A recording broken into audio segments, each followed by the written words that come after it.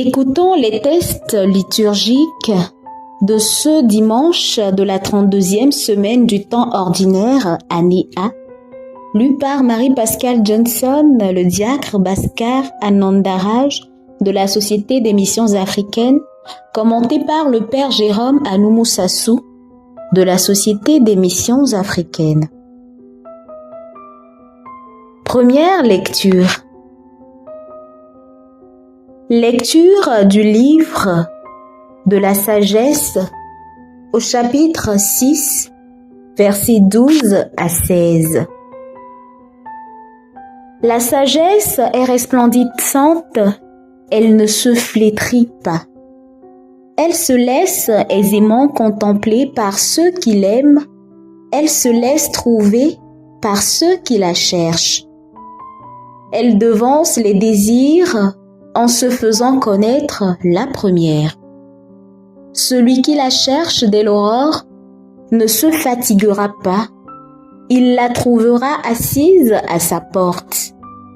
Penser à elle est la perfection du discernement, et celui qui veille à cause d'elle sera bientôt délivré du souci. Elle va et vient, à la recherche de ceux qui sont dignes d'elle. Au détour des sentiers, elle leur paraît avec un visage souriant. Dans chacune de leurs pensées, elle vient à leur rencontre. Parole du Seigneur. Nous rendons grâce à Dieu. Psaume 62. Mon âme a soif de toi, Seigneur mon Dieu. Dieu, tu es mon Dieu, je te cherche dès l'aube. Mon âme a soif de toi.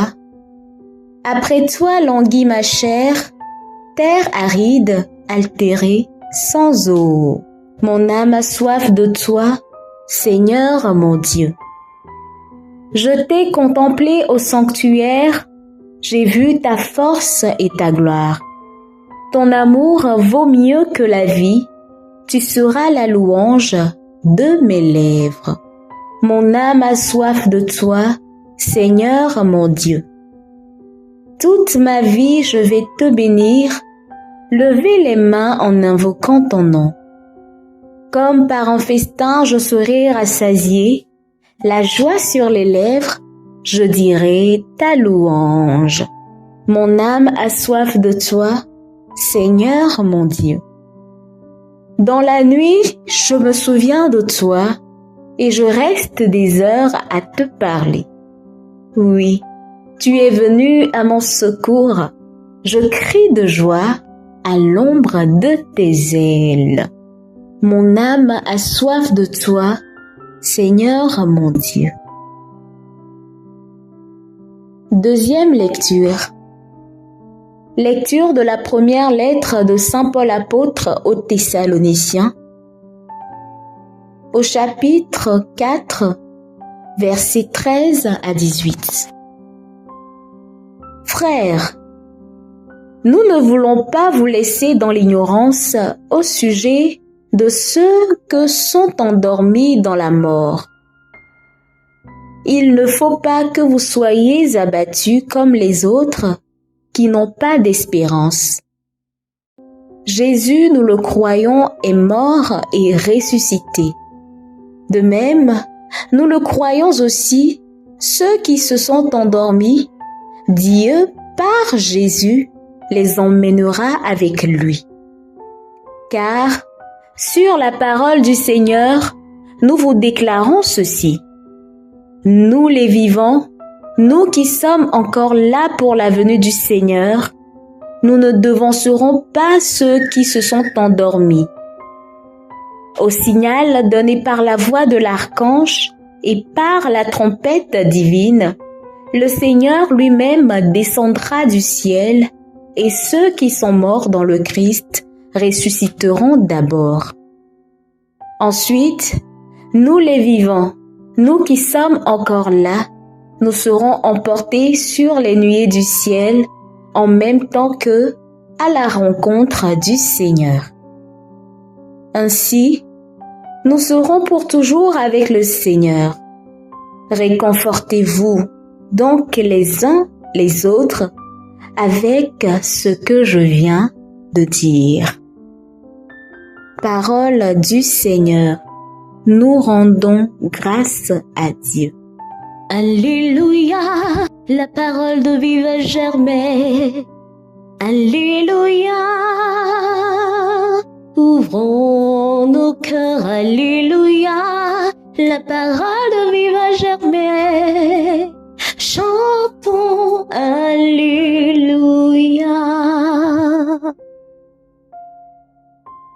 Le Seigneur soit avec vous et avec votre esprit.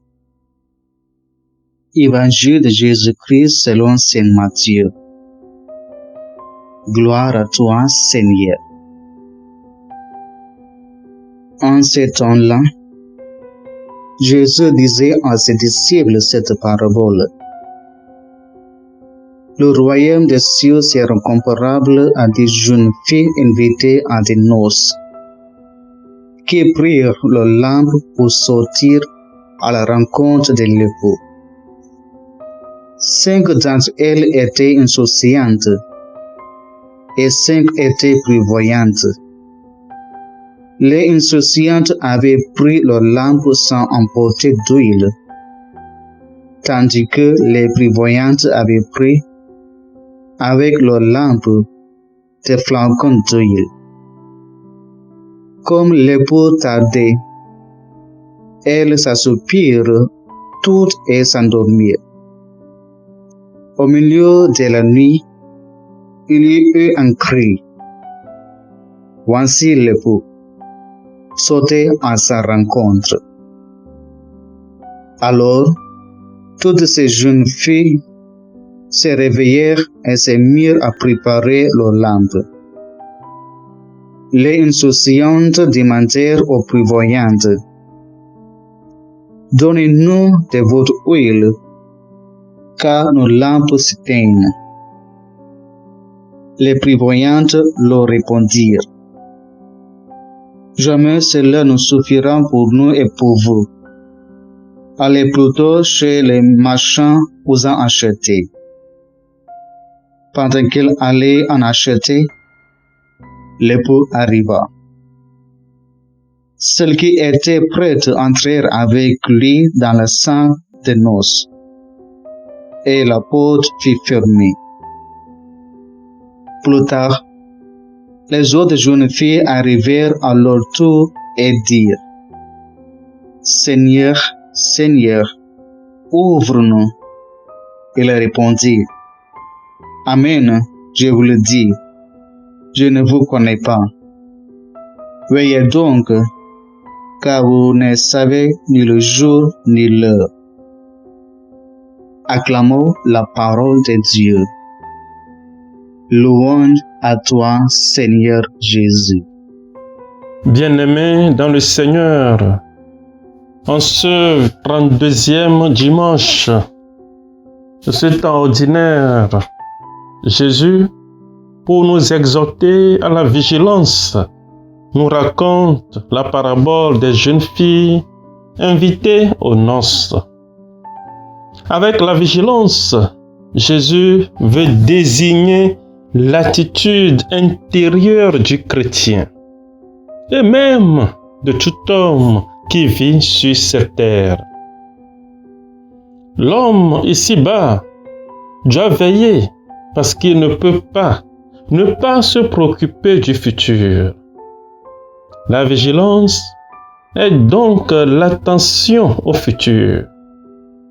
Et l'absence de vigilance, par contre, est dissipation, négligence, paresse, repliement sur le présent, sur sa jouissance, sur le plaisir immédiat. Ce qui fait que l'homme est un homme, c'est précisément la capacité qu'il a de se rendre compte de son futur et de l'urgence d'y penser. Elle est donc très importante, cette parole avec laquelle Jésus définit l'homme comme une personne ouverte au futur de Dieu. Soyez vigilants. Veillez donc, car vous ne savez ni le jour ni l'heure. Matthieu chapitre 25, verset 13. Il s'agit de l'attitude spirituelle fondamentale qui nous prépare à entrer dans la salle des noces du royaume des cieux. La condition essentielle pour y entrer est clairement exprimée. Il faut veiller. Et la leçon positive de cette parabole est de nous présenter la vie chrétienne comme des noces, une marche nuptiale à la rencontre de l'époux. Jésus est cet époux mystérieux qui vient, nous dit Saint Paul dans sa deuxième lettre aux Corinthiens, au chapitre 11, verset 2. J'éprouve en votre égard, en effet, une jalousie divine, car je vous ai fiancé à un époux unique, comme une vierge pure à présenter au Christ. Bien-aimés, la parabole des vierges sages portant leur lampe allumée nous signifie le côté merveilleux d'une vie chrétienne normale. Savez-vous ce que c'est que d'attendre un ami? D'attendre qu'il vienne et de le voir tarder? Veiller dans l'attente du Christ est un sentiment qui ressemble à celui-là. Nous devons non seulement croire, mais veiller. Non seulement aimer, mais veiller. Non seulement obéir, mais veiller. Mais pourquoi veiller? Pour ce grand événement, la venue du Christ. C'est ce qu'avaient compris les 5 vierges sages que Jésus nous propose en modèle. Et elles ont tout préparé pour pouvoir entrer avec l'époux dans la salle des noces. Puissions-nous suivre leur exemple et attendre Jésus au fond de notre cœur. Amen. Que le Seigneur Tout-Puissant et Miséricordieux nous bénisse et nous garde, le Père, le Fils et le Saint-Esprit. Amen. Bénissons le Seigneur. Nous rendons grâce à Dieu. Suivez désormais sur vos smartphones et ordinateurs toutes les actualités de l'Église catholique en Afrique et dans le monde entier sur SMA Togo TV. Le Samaritain aujourd'hui, on ne l'a pas, mais c'est nous qui sommes les Samaritains. Nous devons suivre l'exemple de Jésus sur cette terre. C'est l'écoute de la parole, l'opportunité d'être en communion avec le Christ. SMA Togo TV est accessible 24 heures sur 24 en direct sur le www.smatogo.tv, YouTube SMA Togo TV, Facebook SMA Togo TV. Téléchargez l'application SMA Togo TV dans Play Store. Foi, éducation, santé, société, développement, entrepreneuriat, humour et sport, tout est passé au peigne fin sur votre web TV. SMA Togo TV, la première chaîne missionnaire.